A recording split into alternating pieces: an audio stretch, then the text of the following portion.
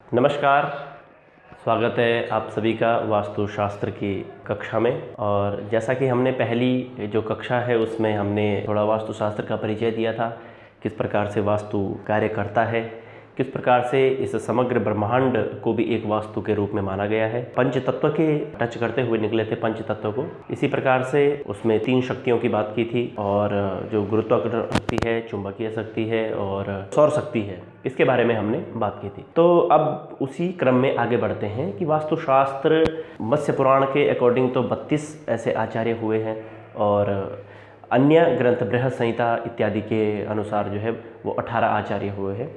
तो उनके नाम इस प्रकार से है: भृगु, अत्रि, वशिष्ठ, विश्वकर्मा, मय, नारद, अग्निजिश्चैव, विशालाक्ष, पुरंदर, ब्रह्मा, कुमार, नंदीश, शौनक, ब्रह्म, वासुदेव, अनिरुद्ध, तत्शुक्र और बृहस्पति। तो इस प्रकार से ये 18 आचार्य हैं। इन 18 आचार्यों ने अलग अलग स्पेशलिस्ट माने जाते हैं। ये अलग अलग विभाग के, कोई वार्धकी का है, कोई जो है पत्थर काटने का है, कोई स्थपति है, कोई चित्रकार है, कोई प्रकार से बिल्डिंग कैसे बनेंगी, कोई मंदिर वास्तु के स्पेशलिस्ट हैं। तो ये अलग अलग आचार्य, इन्होंने बहुत सारी रिसर्च की है, बहुत सारा इस पर ज्ञान का भंडार इन्होंने एकत्रित किया है। उसके बाद हमें जो है वो ज्ञान परोसा है।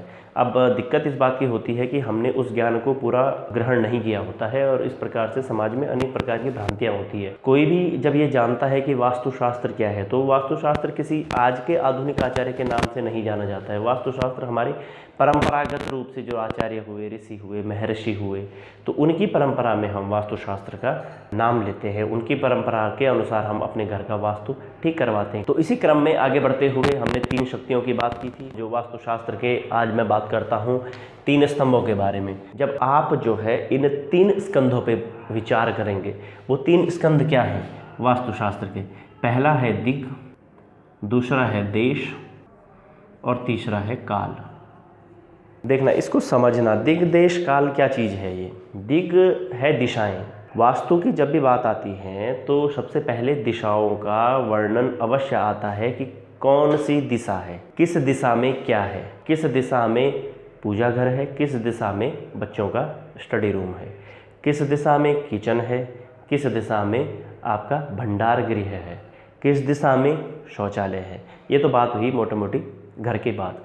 परंतु कोई भी यदि हम कार्य करते हैं भूमि का किसी भी प्रकार से, खाली प्लॉट है हमारे पास, सबसे पहले उसको देखने के लिए जो विधि है, भूमि परीक्षण है, उससे पहले जो है उस भूमि परीक्षण को देखने से भी पहले दिशा का विचार किया जाता है। तो दिशा क्या है वास्तविक रूप में देखा जाए तो ये पूरा जो हमारी जो पृथ्वी है, वो सूर्य कभी अस्त नहीं होता है, वो अपना दैनिक रूप में चमक रहा है, परंतु पृथ्वी की जो घूर्णन गति है उसके कारण हमें दिन और रात होते हुए दिखाई देते हैं।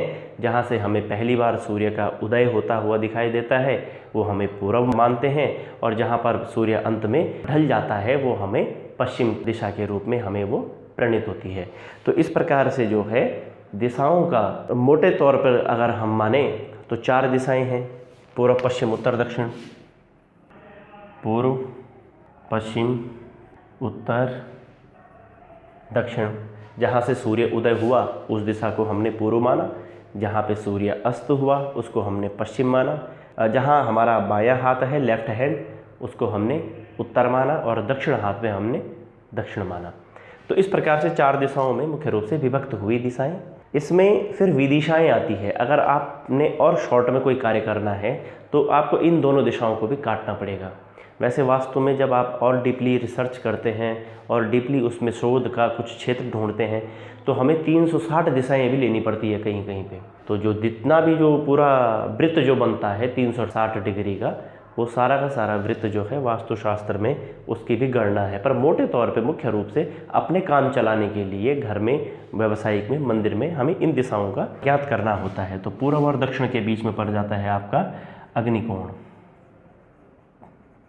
और दक्षिण और पश्चिम के बीच में है नैऋत्य कोण, उत्तर पश्चिम के बीच में है वायव्य, और उत्तर पूर्व के बीच में है ईशान। तो 8 दिशाएं हमारे पास आ गई हैं: पूर्व, पश्चिम, उत्तर, दक्षिण, अग्नि, नैऋत्य, वायव्य, ईशान। इन 8 दिशाओं में ही हम अपने घर का पूरा वास्तु सेटअप करते हैं। इसके अलावा 2 दिशाएं और बताई गई है। एक बताया गया है आकाश तत्व, और एक बताया है भूमि। तो इन सबको मिला करके 10 दिशाएं के अनुसार भूमि का बड़ा महत्व है, उसको भी दिशा के रूप में माना है। और आकाश का भी बड़ा महत्व है, जो हमारी छत है वो कितना स्पेस दे रहा है। जिस घर की छतें बहुत ऊंची होती है तुलनात्मक और घरों के मुकाबले, अगर आप देखा जाए उसमें, तो अगर वो ऊंची हो रही है छतें, तो उस घर के जो व्यक्ति होते हैं उनको सुख शांति इत्यादि अधिक ज़्यादा मिलती है, इतनी जल्दी थकते नहीं है। और जिन घरों की छतें नीची होती है, बहुत डाउन आ चुकी होती है, हाथ ऊपर करेंगे तो पंखे पे हाथ टच होता है कई बार, तो उन घर में रहने वाले लोगों को तनाव ज़्यादा होता है, डिप्रेस ज़्यादा होते हैं ऐसे लोग, क्योंकि आकाश तत्व की मात्रा हमें पूर्ण रूप से नहीं मिल पा रही है। तो इस प्रकार से जो है 8 दिशाएं हैं, 2 दिशाएं, एक धरती और एक आकाश। तो इन 8 दिशाओं पे ही सारा वास्तुशास्त्र के जो दिक् साधन है वो टिका हुआ है। अब दिक् साधन करें कैसे आजकल तो नॉर्मल ही जनरली हम कंपास निकालते हैं और कंपास का यूज़ करते हैं। पहले हम धरती का मापन करेंगे, उसमें मिडिल स्थान जो बीच सेंटर है, मध्य बिंदु, उसको निकालेंगे, उस पर हम कंपास रखेंगे। वो कंपास हमें जहाँ नॉर्थ का डायरेक्शन दिखाएगा वो दिशाएं होती हैं। उस प्रकार से वो नॉर्थ हो गया। जब नॉर्थ पकड़ में आ गया तो ईस्ट वेस्ट नॉर्थ ये सब चीज़ें अपने आप पकड़ में आ जाएंगी। कई बार क्या होता है कि धरती के नीचे कुछ मेटल इत्यादि की धातुएं आ जाती हैं, लोहा आ जाए, जस्ता आ गया, इस प्रकार से कुछ आ जाए, तो वो मेटल क्या करता है, अपनी दिशा से भटक जाता है और फिर वो कुछ कारणों की वजह से हमें दिशा का भी परिवर्तन हो जाता है। तो सबसे पहला उपाय तो ये होगा इसमें कि अगर आपने दिशा देखनी है तो प्रातःकाल आप उस धरती पे जाएं, उस ज़मीन पे जाएं जहाँ पे आपने घर बनाना है, और एक 12 हाथ का अंगुल, 12 अंगुल का एक शंकु होता है, ऐसा शंकु टाइप का, ये 12 अंगुल का शंकु है, लकड़ी का बनता है ये शंकु। इस प्रकार से जैसे पेन है तो ऐसे ऊपर शंकु बनेगा, ऊपर पतला होगा और नीचे थोड़ा सा मोटा होगा। तो ये 12 अंगुल का शंकु बनता है। उस शंकु को क्या करेंगे, मिडिल में रखेंगे उस प्लॉट के जिसको आप खरीदने जा रहे हैं, और सुबह सुबह देखेंगे कि सूर्य उदय जहाँ से हो रहा है उसकी किरण कहाँ पड़ रही है, उसकी छाया कहाँ पड़ रही है, वो पश्चिम है। थोड़ा सा ध्यान देने वाली ये बात ये भी है इसमें कि जब 22-23 मार्च का सूर्य होता है या 22-23 सितंबर का सूर्य होता है, उस सितंबर के सूर्य में और मार्च के सूर्य में, इसमें क्या होता है कि सूर्य अपने क्षितिज पे होता है, मिडिल बिंदु पे होता है, तो उस समय तो एक्यूरेट हमें पूरा पश्चिम दिख जाएगा। लेकिन यदि कोई जनवरी में भूमि में दिशा साधन कर रहा है, कोई दिसंबर में कर रहा है, कोई अक्टूबर में कर रहा है, कोई जुलाई में कर रहा है, तो थोड़ा सा टिल्ट हो सकता है। तो इसका ध्यान रखना है। उसमें भी आगे कभी क्लासेस चलेंगे तो वो थोड़ा डीपली उसमें जाना पड़ेगा कि अगर हम 22 मार्च के बाद यदि सूर्य का साधन करते हैं कि पूरब कहाँ पे होगा, अगर अप्रैल में करेंगे तो क्या होगा, मई में करेंगे तो क्या होगा, जून में करेंगे तो कितना हमें आगे आगे खिसकना पड़ेगा। तो आपने सुना होगा उत्तरायण और दक्षिणायन, तो जब सूर्य मिडिल बिंदु पे होता है वहाँ से दक्षिण की तरफ जा रहा है, तो इसका मतलब आपका पूर्व भी खिसक रहा है और पश्चिम भी खिसक रहा है। फिर आपको करना क्या है कि उतने में से कि कितना ये दक्षिण में जा चुका था, उतने में से आपको पश्चिम वाली दिशा लेनी है कि इतना हमें इसमें से घटाना है। मिडिल आपका ईस्ट वेस्ट आ जाएगा। जब ईस्ट वेस्ट आ जाएगा तो अपने आप नॉर्थ साउथ आ जाएगा। कई जगहों पे दिन में नहीं हो पाए तो रात में वो करना है, आप में दिशा का साधन करना है रात में। तो रात में कैसे करेंगे, तो रात में तो एक तो ध्रुव तारे को देख के करते हैं। जो ध्रुव तारा हमें दिखता है उत्तर में ही दिखता है हमेशा, पर ध्रुव तारे की भी कुछ बंदिशें हैं, वो भी कुछ ही स्थान तक ध्रुव तारा दिखाई देता है। भूमध्य भारत से नीचे ध्रुव तारा दिखाना बंद हो जाएगा। तो इस प्रकार से कुछ ऐसे ये साधन है दिशा साधन करने के। और इसमें एक और चीज़ है कि ध्रुव तारा तो देखा, उसके बाद सप्तऋषि मंडल है, उसके बाद शुक्र तारा है, उसके बाद चंद्रमा का उदय है।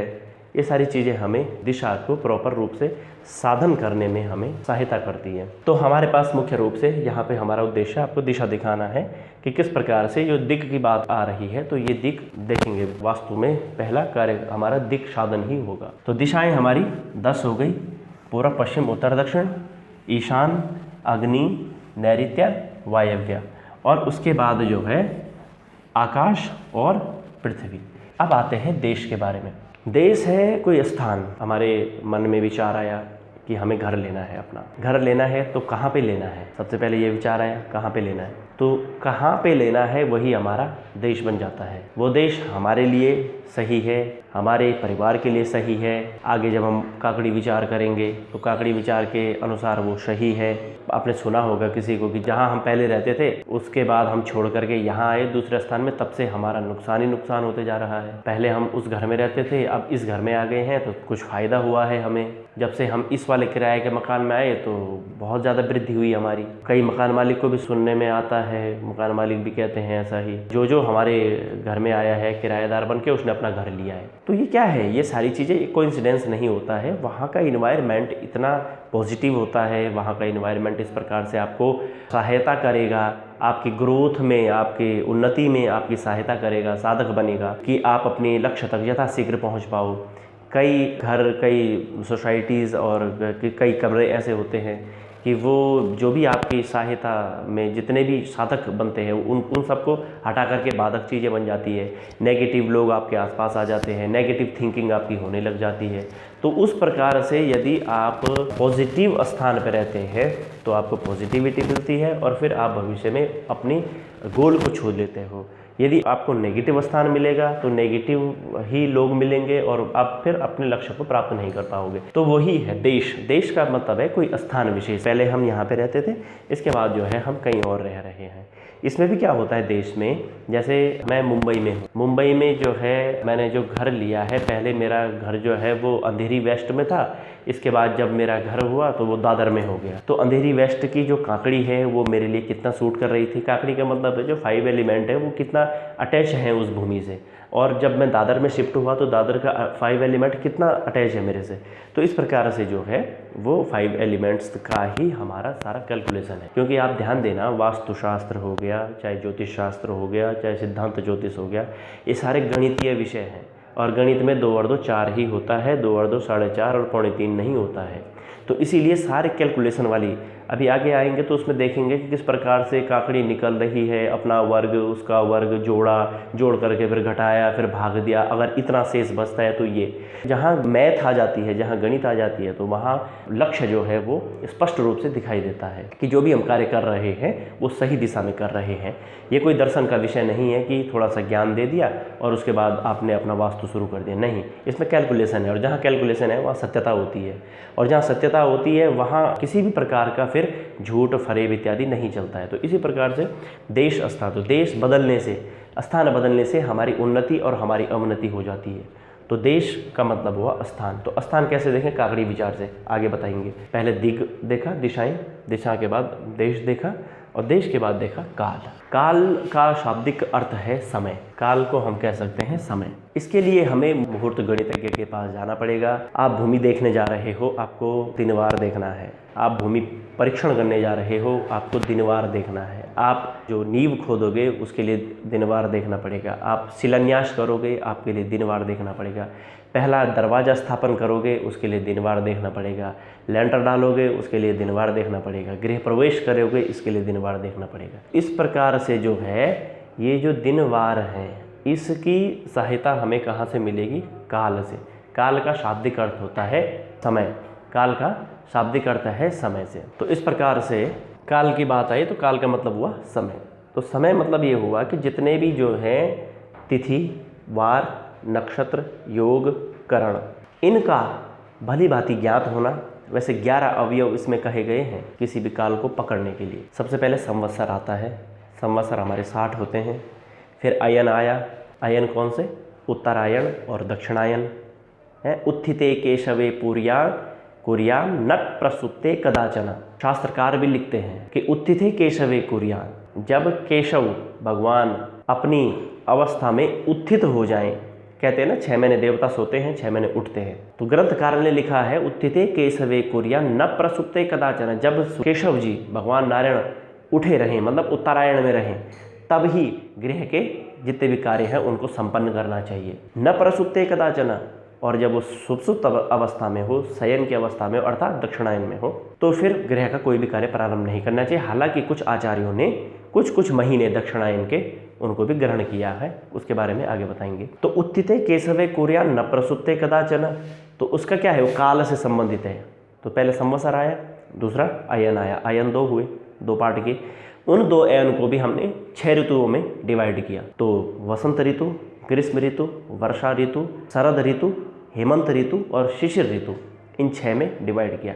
6 ऋतुओं को 2-2 महीने मिले। तो अब आ जाओ, सबसे पहले संवत्सर, फिर अयन, फिर ऋतु, फिर आए मास। मास हमारे चैत्र, वैशाख, ज्येष्ठ, आषाढ़, श्रावण, भाद्रपद, आश्विन, कार्तिक, मार्गशीर्ष, पौष, माघ और फाल्गुन।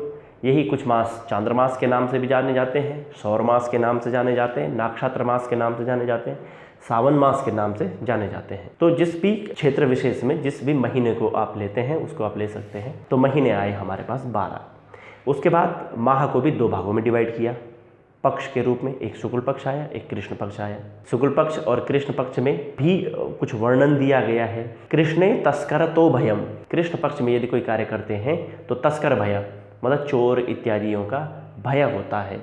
और शुक्ल पक्षे दिवा कार्यम न प्रसुप्ते कदाचन, तो शुक्ल पक्ष में क्या है, शुक्ल पक्ष में कोई भी कार्य आप करते हैं, शुक्ल पक्ष में भी थोड़ा सा खंडन मंडन है कि शुक्ल पक्ष की पंचमी या षष्ठी से लेकर के और कृष्ण पक्ष की पंचमी या षष्ठी तक, जब तक पूर्ण चंद्रमा न दिखे तब तक उसको ले सकते, जब तक पूर्ण चंद्रमा न दिखे तब तक उसको छोड़ना है, और जब पूर्ण चंद्रमा दिख जाएगा तो उसको ग्रहण करना है।